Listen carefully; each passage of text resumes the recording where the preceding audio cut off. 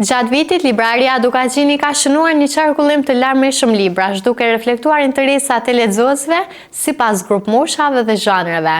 Te fëmijët kanë dominuar lektyrat shkollore dhe libra klasik si Princi i Vogël, si dhe tituj ilustrativ me fabula edukative. Për moshat pak më të rritura dhe adoleshentët më të kërkuar kanë qenë seritë si Ditari i Grekut, libra me ilustrime, si dhe Letërsia e Misterit, fantashkencës dhe klasikët e autorëve si Agatha Christie, Arthur Conan Doyle, Jane Austen dhe Dante. Te të rriturit, romanca mbetët zhanri më i lexuar me Colin Hoover si autorja më e kërkuar, ndërsa fantashkenca me autor si Isaac Asimov, Douglas Adams dhe H.G. Wells. H.G. Wells ruan popularitet të vazhdueshëm. Librat jo fiksion vetë ndihma dhe biznesin nga Robert Kiyosaki, Tim Ferriss dhe Charles Duhigg janë gjithashtu shumë të kërkuar. Në librarinë Dukagjini, zakonisht me përfundim na e shohim një riorganizim vjetor, çu ka kalu viti, çka u kanë, që ka qarkulluar për ka librat dhe çka u kanë diçka interesant që mundem ju tregu edhe juve në intervistë për librat e reja që janë shitur.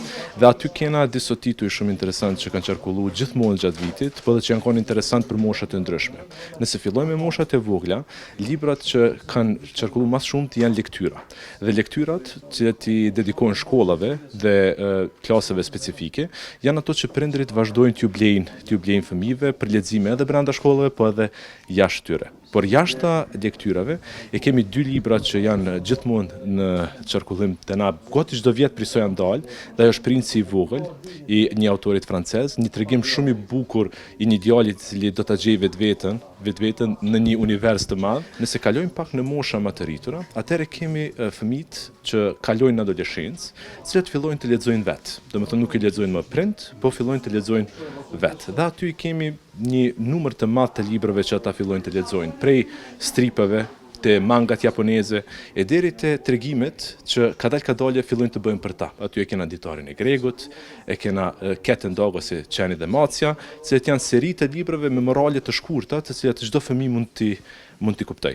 Dhe ato janë kanë gjithmonë në kërkim, edhe për i fëmijëve, po edhe për i prindve që dojnë të shtinë fëmijët të lexojnë, si janë të krijuar si stripa, me vizatime, të cilat në mënyrë shumë të bukur i fusin fëmijët në lexim, si në hapat e para të leximit.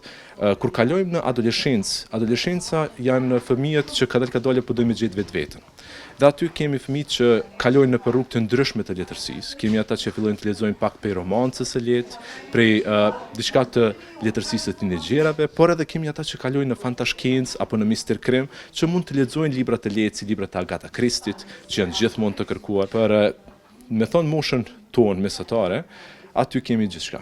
Aty kemi prej letërsisë së lehtë, e cila lexohet gati në këto kohë që janë pushimeve, ku mbreti i asoj letërsisë është romanca, dhe mbretresha e këtij zhanrit është padyshim Colin Hoover, është një autore ndërkombëtare, e cila pak a shumë me çdo libër të saj që qet, me çdo film që nxjerr, me çdo serial që del për të maksimizon qarkullimin e librave në librarinë tonë. Deri në atë kohë, so na nuk kena mundësi me marr libra që atë shpesh sa ato kërkohen, posaçërisht kur del një audio media e re e saj, si për shembull një libër që është bërë film së fundi, është Regretting You, në shqip Penguin, dhe me daljen e atij librit na kena pas një qarkullim të pabesueshëm të njëjtit libër. Pra ajo vlen për to gjatë tërë vitit qarkullohet, por posaçërisht verës dhe dimrit. Kur njerëz kanë kohë të pushojnë dhe dojnë të lexojnë diçka për çefi. Treta moshë e cila duhet diskutuar është mosha që i thojmë pak më e shtyr, kur njerëzit edhe kështu kanë më shumë kohë të lexojnë, dhe aty zhanri i cili kadalë ja nis me u ngrit është historia dhe zhanri jo fikcion i ne thojmë shkencave që është politika, ekonomia, ku njerëzit ja nisin me lexuar ato që ju ka interesuar të njëjtën e vet. Dhe te historia e kemi sigurisht në disa prej autorëve që qarkullojnë në mënyrë maksimale tek na, e kemi Robert Elsin, e kemi Noel Malcolmin me Kosovën, që është njëra prej historive më të mira të Kosovës që ekziston. Dhe gjithsesi autorët e tillë te moshat më të shtyra imponohen si shpjegues, pasi japin shpjegime për kohë të ndryshme të epokës, jo vetëm vendore, po edhe ndërkombëtare.